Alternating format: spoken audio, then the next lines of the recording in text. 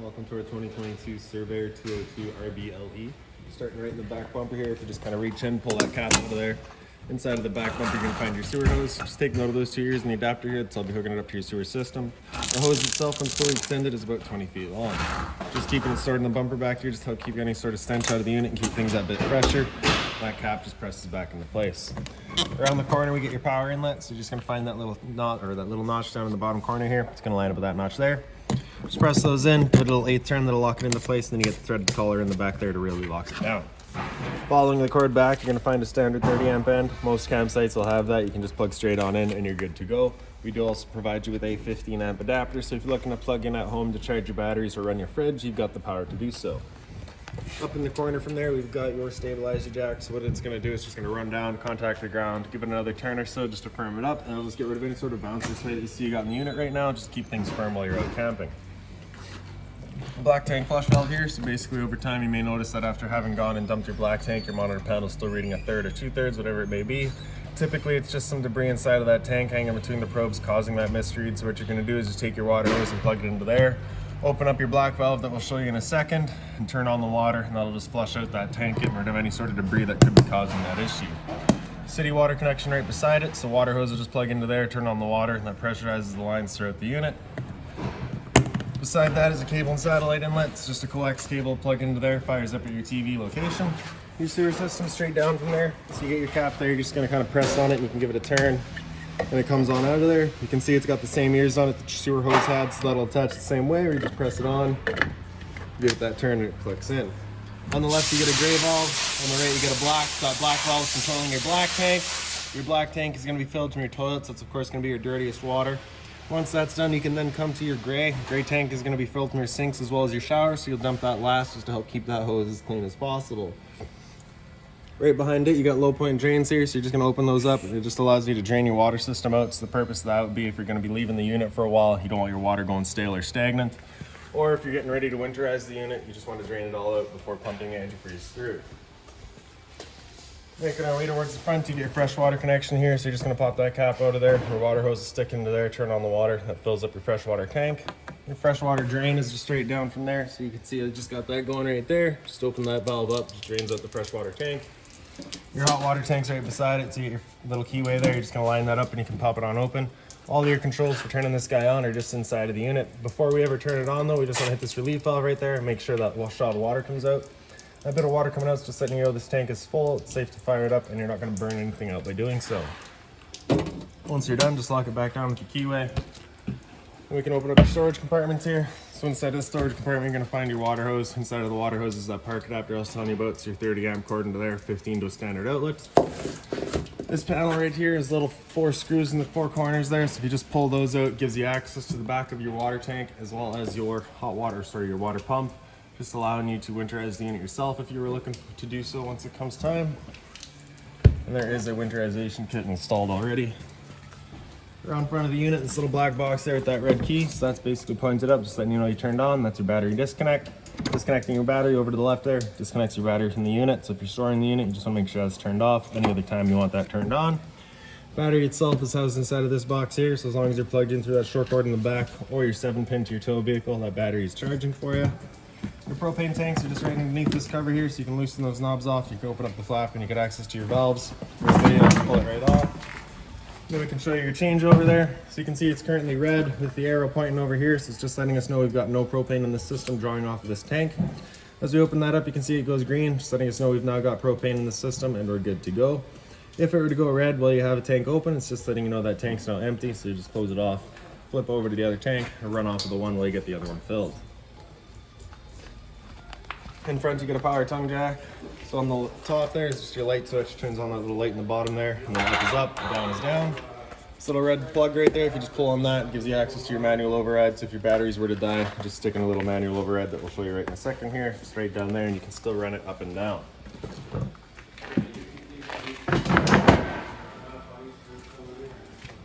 Other end of your storage compartment here, so the magnetic latch just holds that on open. So this little S thing right there, that's going to be that manual override for that tongue jack up front. A little 1/4 inch to 3/4 inch runner there. It's just for running all of your stabilizers. You can also use this manual one right here. And this zinc one there is going to be for your slide outs. So I'll show you where that goes in just a minute here. And then up on the wall, you get a motion sensing lights that have a little dual function switch in the bottom. If you have that over towards the right, so towards the wall here, that's it just turned on. If you have it over towards the center, that's it now in dual function. So once it senses motion, it'll turn itself off or turn itself on.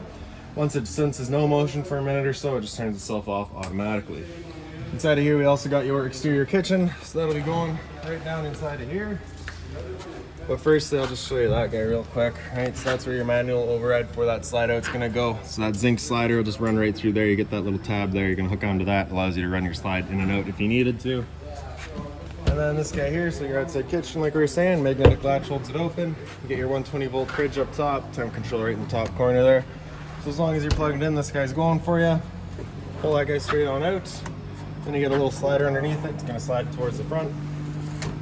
Then you're gonna flip this guy up. And with that all set up, you're gonna come and grab your griddle here, pull that on out, and then underneath you can see it's got 3 legs, and then in the back corner is just one little screw there. So that screw you're gonna line up with the small hole, right? And then just set it down into place.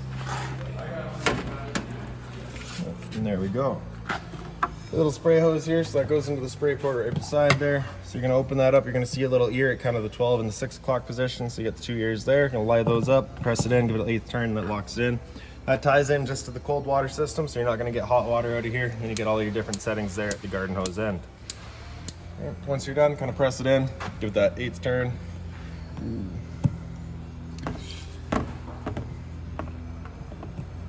Jeez. Great. So just because there's no water pressure there, it is kind of arguing with me here. There we go, right? Once you have it disconnected, you just kind of want to extend it out, let that water drain out of it, just so that we're not storing the water, especially before winter, right? Okay, and then I just like to store it back inside of the little sink here. Okay. And then it sits inside of its spot there. Your propane hose does have that little valve there, so with that valve opened up, you cannot undo your quick connect, so it's just kind of an added safety. You just got to close that off, and then you can disconnect it. Right in the back of the griddle, you're going to find your inlet for it. You can attach it onto there, and then we can open up that valve. You're going to run your hose right down through the back, and then right underneath the unit, you get your propane quick connect. It's the same thing over here. You get that valve, so you got to make sure it's closed off. You can push your collar back, attach your hose, open up that valve. And then at the stove, you're going to press the knob in, and you're just going to kind of repeatedly go past that light point. It's just going to allow you to just kind of slowly clear the air out of that propane line, get that propane up here, and then once that propane's here, it does have the igniter to fire it right up. Once you're done, just turning it back off, closing off the flow of propane at the unit, disconnecting our hose, putting that dust cap back in place, run the hose back up through the back, and disconnect it from the stove. And then I just like to connect the hose to itself, just ensures that nothing's getting in there, and I'll store it back into the little sink there, and then it just tucks back on away.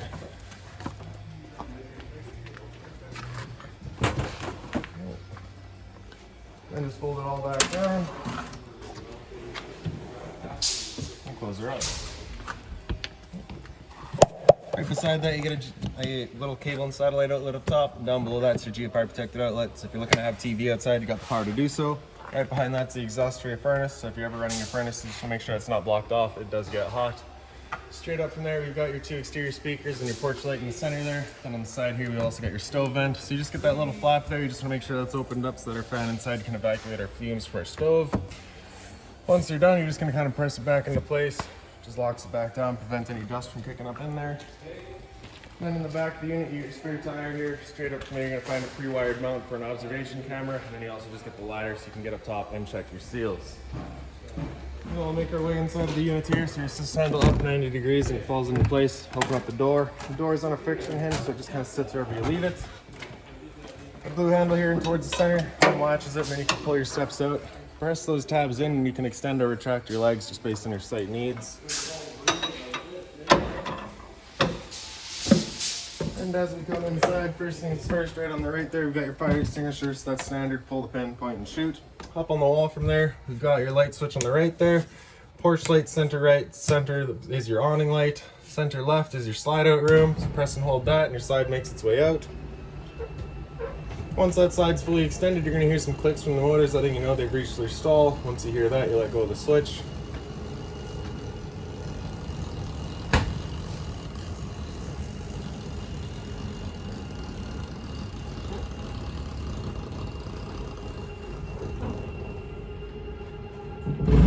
There you go.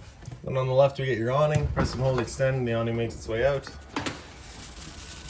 And once that awning's fully extended, we're going to see a little black flap come down as well as the black metal tube. Once you see that, you stop. If you were to continue extending, it can actually wind itself up backwards, in which case the fabric will be underneath the tube, allowing it to then hold water, accelerating the growth of mold and mildew.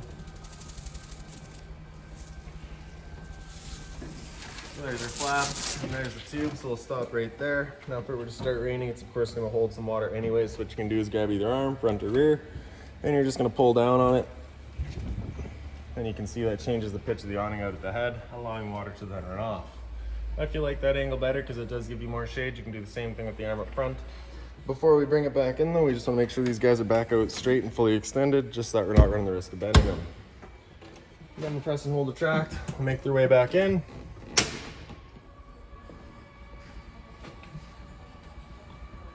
Again, just watching to make sure that your fabric is over top of your tube. And another thing to keep in mind with your awning is once you get up to about 15-20 kilometers an hour wind, it is catching all that wind, so you just want to bring it back in again so that you're not running the risk of bending your arms.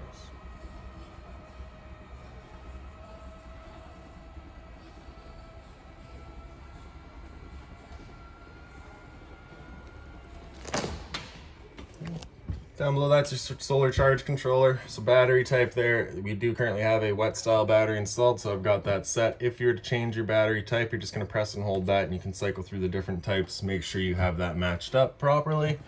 Above that is your amperage and voltage, so if you touch that you can just see what you're currently charging at. So your solar panel is currently not charging, right? 0 amps. And your battery is currently at 13.6 volts. Up from there is going to be your WineGuard Wi-Fi router. So just turn that on, turns on your Wi-Fi. And right beside the entrance there, we've got your fridge. So top left there, got your power button, press and hold, that turns it on. Okay.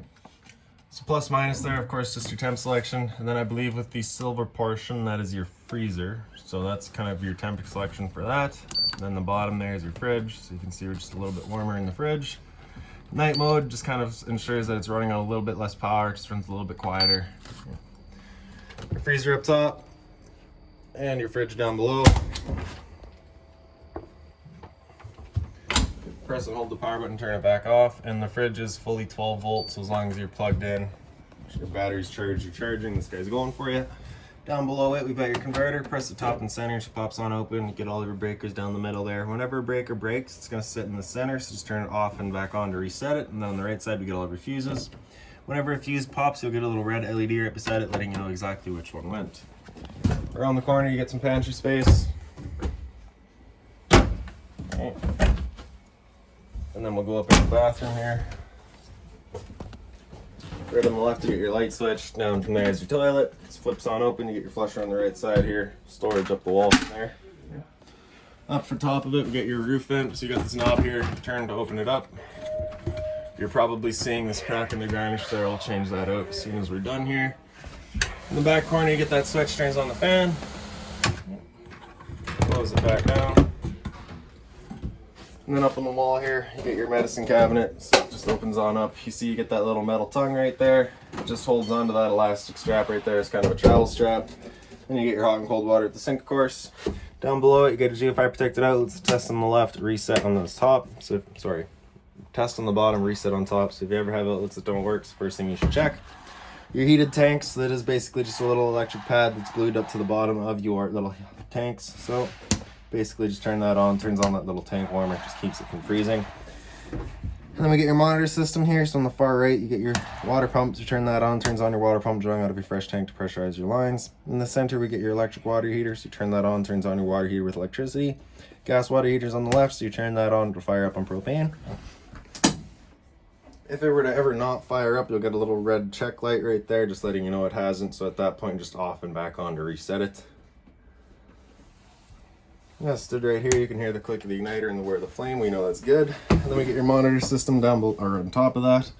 So battery there on the bottom, so you can see we're currently C for charging, G would be good, F is fair, L is low. Your fresh tank, as you fill that up, you'll go to a third, 2/3 and full. As you saw outside, we're currently draining that right now. Black tank, same idea, third, 2/3 and full, same idea for your gray. Okay. Some storage down below. And then right behind me is a shower. So you get your standard head and hose, hot and cold water, of course. The curtain here just kind of sits in place. Once you're done, just kind of push it forward. Retracts automatically. Then in your kitchen, you get your microwave up top here. It's pretty standard, just like home. Down below that is your range vent. You get a light on the left, fan on the right. So this is that fan that you want turned on with that flap outside opened up, evacuating our fumes from our stove. Bifold cover just flips on back. You're going to take the knob, press it in over to high, which fires right up. I will just mention the first time you go to use your propane system, especially if you've been away from the unit for a while, can take a minute to fire up just because it'll have to clear all the air out of the propane lines. So it's perfectly normal. Switch on the right there turns on all your knob lights as well as your oven light. And then with the oven, you're going to press that knob in over to that little flame, hit the igniter, and once it clears the air out of that propane line, you can see a little pilot light get going in the back there.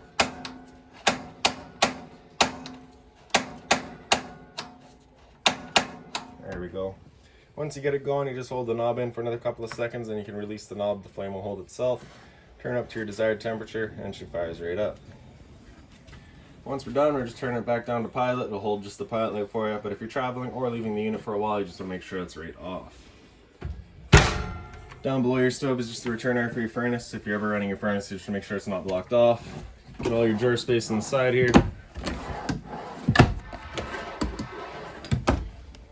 Then your counter space, you get a little light up top, as well as a little power outlet in the back corner there. Open up this cabinet and get some storage. So inside of there, you're going to find that binder. That binder has all of your owner's manuals, any remotes, any keys, anything like that for the unit, you'll find right in there. Then you get your power outlets as well as your USB outlets. The sink here just opens on up. These are just plastic covers, so nothing hot on them. Hot and cold water at the sink. The sink does also have, the faucet does also have the shower head feature. So if you just kind of screw that guy in and out, you can switch between your standard just stream and the shower head feature. A bit more storage down below, just be mindful of our drains. And just right in the end here, you get the little stereo. So the power button there is going to turn it on. If you press that power button, that's just mute. You got to press and hold to turn it off.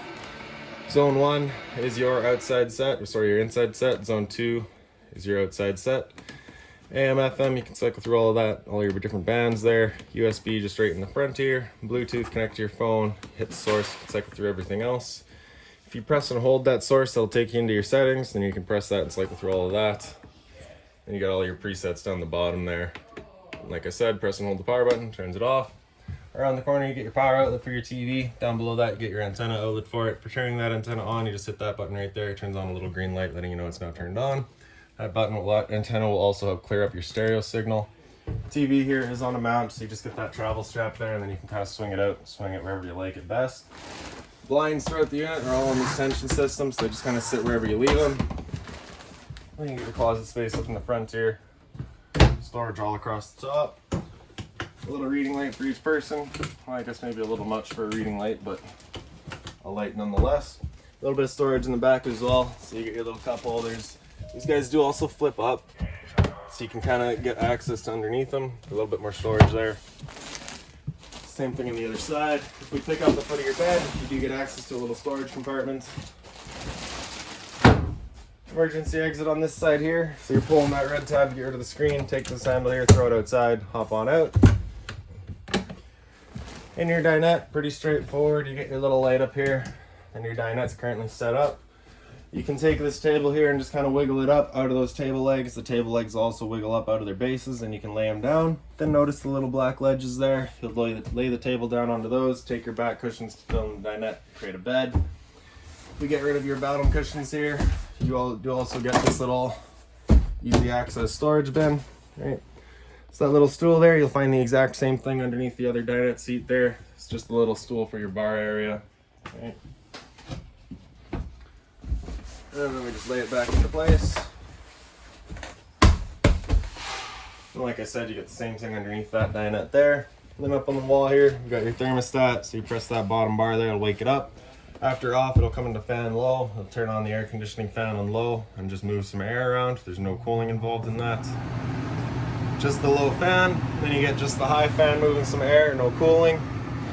After fan high, it goes into cool high. So it'll cut the compressor in and out as needed, leaving the high fan on all the time. Cool low is going to be the low fan all the time, compressor in and out as needed. Then it goes into auto. Auto is where it becomes an on-demand system, so both the low fan and the compressor will cut in and out as needed. Same idea in high, so just the high fan in and out as needed. Right. Then at the air conditioner itself, you got a little louver on either end, so you can kind of close that off. Just choose where you're shooting the majority of your air. After cool high auto, if you hit that bar again, it'll come down into heat. We'll turn off the air conditioner and turn on our furnace. And the furnace will be moving its air through all of our little portals that we have kind of throughout the unit. First couple of times you run that furnace, you may get a bit of a smell throughout the unit. It's just the new furnace smell, it will go away. After heat, you hit that bar again, it'll come down into off, and then it just kind of cycles back around. Straight down the wall from there, you got your LP detectors, propane, everything there. So it sits on the floor, that guy detects it, starts going off just like a smoke detector would. And then your smoke detector itself is just right up here. And there you go. So that's about it for this little guy. If you've got any other questions on the unit, please feel free to give us a call, 204-237-7272.